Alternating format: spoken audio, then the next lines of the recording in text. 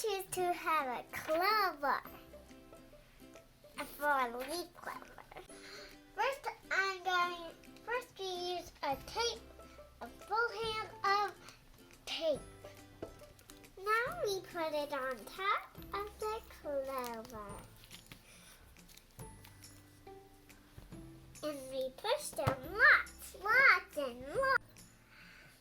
Now I cut it out and now I put it in the water.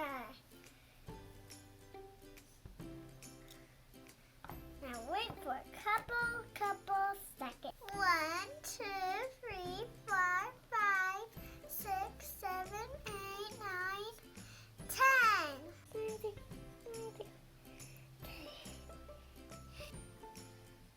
Okay. Get it all curled. Good, right? Now it's cease-furl. I'm gluing this onto my picture. Make sure to do it too, because if you don't, your mother would be mad. This one's messy, so let's do it on here. Glue, glue, glue. Stick it on. There. Problem solved.